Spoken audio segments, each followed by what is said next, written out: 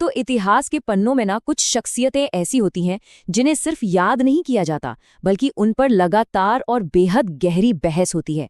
आज के इस खास विश्लेषण में हम शख्सियत बाय एस.के. सिंह और कुछ हालिया डॉक्यूमेंट्रीज के हवाले से एक ऐसी ही पावरफुल और पोलराइजिंग पर्सनैलिटी की विचारधारा को समझने वाले हैं, नेताजी सुभाष चंद्र बोस। ये भारत के स्वतंत्रता संग्राम का वो पन्ना है जिसे अक्सर बहुत ही सावधानी से पढ़ा जाता है। तो चलिए बिना किसी देरी के इस दिलचस्प सफर की शुरुआत करते हैं। एक बड़ा सवाल उठता है, क्रांतिकारी या तानाशाह? सही में ये कोई साधारण सवाल नहीं है। दूसरे विश्व युद्ध के बैकग्राउंड में ये उस गहरे अंतर्विरोध को दर्शाता है कि आखिर कैसे हमारे देश के सबसे कट्टर देशभक्तों में से एक ने आज़ादी पाने के लिए एक्सिस पावर्स यानी धुरी राष्ट्रों के साथ हाथ मिलाया। आइए इसी वैचारिक टकराव की गहराई को थोड़ा और करीब से समझते हैं। हमारा पहला पड़ाव है कांग्रेस का विद्रोही यानी मुख्यधारा से अलग एक राह। इस कहानी की असल शुरुआत उनके शुरुआती राजनीतिक दिनों से होती है। ये वो दौर था जब उनका थोड़ा उग्र और मिलिट्री वाला रवैया उस वक्त के शांतिवादी नेताओं से सीधे तौर पर टकराने लगा था। जरा साल 1928 के बारे में सोचिए। भारतीय राष्ट्रीय कांग्रेस का कलकत्ता अधिवेशन चल रहा था। वहां एक अजीब और हैरान करने वाला दृश्य दिखा। बोस ने क्या किया? उन्होंने लगभग 2000 वॉलंटियर्स को बिल्कुल किसी मिलिट्री टुकड़ी की तरह खड़ा कर दिया। खुद एक फील्ड मार्शल जैसी वर्दी पहन ली। अब ये कोई नाटक या दिखावा नहीं था, बल्कि उनके अंदर जो एक सैन्यवाद पनप रहा था ना, ये उसकी पहली एकदम साफ झलक थी। और इसने महात्मा गांधी तक को बिल्कुल चौंका कर रख दिया था। एक तरफ थे महात्मा गांधी, उनका फलसफा क्या था? अहिंसा और गांव का विकेंद्रीकृत यानी डिसेंट्रलाइज्ड स्वराज। पर वहीं दूसरी तरफ सुभाष चंद्र बोस थे। उनका मानना था सैन्यवादी यथार्थवाद, एक बहुत ही मजबूत सेंट्रलाइज सरकार और हथियारों के साथ विरोध। तो ये बिल्कुल शीशे की तरह साफ था कि बोस का ये जो क्रांतिकारी राष्ट्रवाद है वो गांधी जी के शांति वाले आदर्शों के साथ कभी भी किसी भी हाल में मेल नहीं खा सकता था। अब आते हैं साम्यवाद पर। ये एक बड़ा ही रैडिकल सा मिलन था। हम उस अनोखी पॉलिटिकल फिलॉसफी की बात करेंगे जिसे खुद बोस ने घड़ा था। एक ऐसा दर्शन जो ना तो पूरी तरह से भौतिकवादी था और ना ही सिर्फ आध्यात्मिक। उन्होंने इस विचार को साम्यवाद यानी डॉक्ट्रिन ऑफ हार्मनी का नाम दिया। असल में हीगल के द्वंद्वात्मक सिद्धांत से इंस्पायर होकर उन्हें लगता था कि फासेवाद और कम्युनिज्म, इन दोनों की अच्छाइयों को मिलाकर और उनकी चरम सीमाओं या बुराइयों को निकालकर हम एक बिल्कुल नई अपनी खुद की स्वदेशी राजनीतिक विचारधारा बना सकते हैं। उनका बड़ा मजबूत दावा था कि ये विचार आगे चलकर पूरी दुनिया को भारत की एक बहुत ही अनोखी देन साबित होगी। इस वैचारिक ब्लूप्रिंट के जो मेन पॉइंट्स थे ना, वो बिल्कुल क्लियर थे। जैसे कि बड़े पैमाने पर साइंटिफिक प्रोडक्शन हो, पूर्ण स्वतंत्रता के साथ एक तगड़ी सेंट्रल अथॉरिटी हो, सबको बराबर का पैसा और संपत्ति मिले, और हाँ, जाति और धर्म के नाम पर जो दीवारें हैं उन्हें बिल्कुल जड़ से उखाड़ फेंका जाए। अगर ध्यान से देखें तो ये उस वक्त के खेतीबाड़ी वाले समाज की सोच से एकदम अलग एक आधुनिक और फ्यूचर वाले देश का जबरदस्त विजन था। आगे बढ़ते हैं the axis alliances, the geopolitical Gamble की तरफ। ये उनके सफर का शायद सबसे ज्यादा विवादित हिस्सा है, जहां उन्होंने विचारधारा को किनारे रखकर दूसरे विश्व युद्ध में एक बहुत ही खतरनाक कूटनीतिक दांव खेला। इस पूरे सफर की रफ्तार देखिए, आप हैरान रह जाएंगे।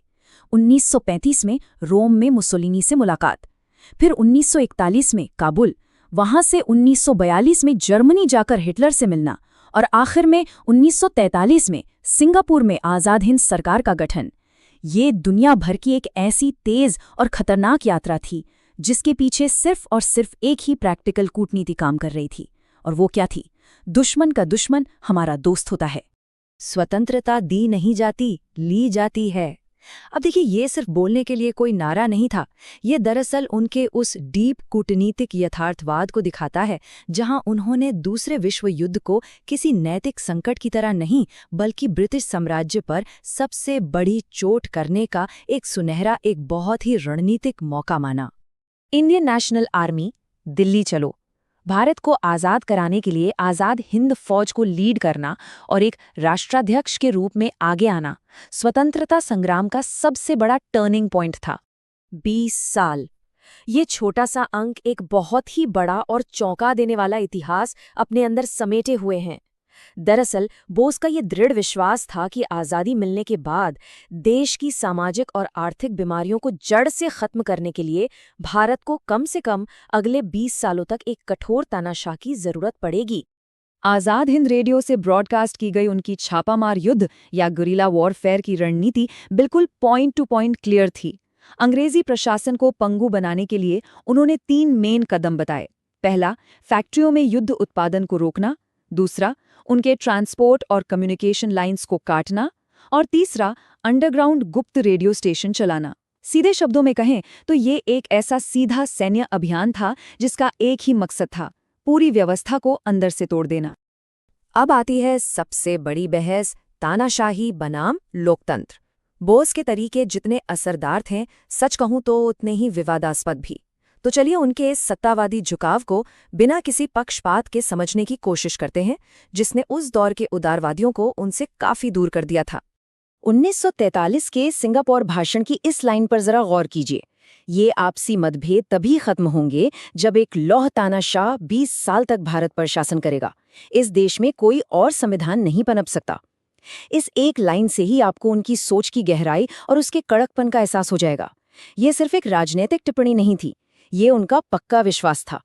ठीक 1 साल बाद 1944 में टोक्यो यूनिवर्सिटी में उन्होंने एक और ऐसी बात कही, भारत को एक ऐसे दर्शन की जरूरत है जो राष्ट्रीय समाजवाद यानी नाजीवाद और साम्यवाद के बीच का एक संश्लेषण हो।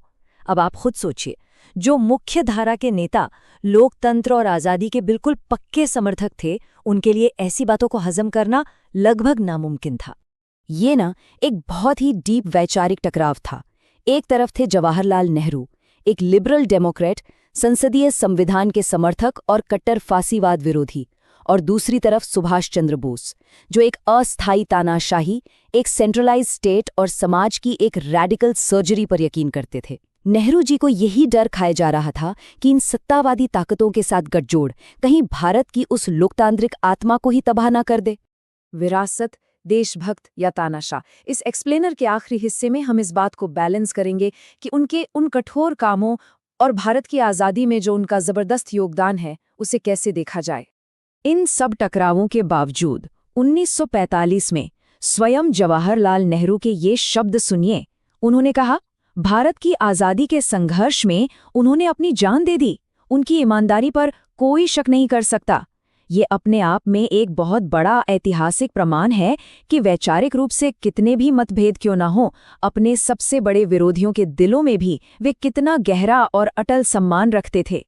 सच कहूं तो उनकी ये जो जटिल विरासत है ना, ये कई अलग अलग लेयर्स पर चलती है। देखिए, उन्होंने अंग्रेजों के जाने की स्पीड को ऐतिहासिक रूप से तेज कर दिया, रानी झांसी रेजिमेंट बनाकर औरतों को सीधे युद्ध के मैदान में उतारा, अपनी सेना के अंदर सख्त धर्मनिरपेक्षता और हिंदू मुस्लिम एकता बनाए रखी, और यहाँ तक कि आज़ाद भारत की इकोनॉमिक प्लानिंग की एक मजबूत नींव भी डाल दी। यानी उनके तरीके भले ही कट्टरपंथी थे, पर उनके सामाजिक सुधार उतने ही प्रोग्रेसिव और आधुनिक थे।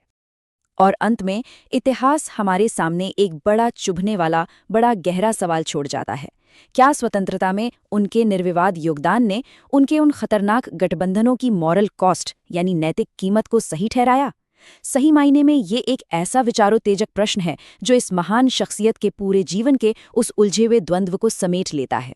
अब इस सवाल का जवाब तो वक्त और आने वाली पीढ़ियों के नजरिए में ही सुरक्षित है।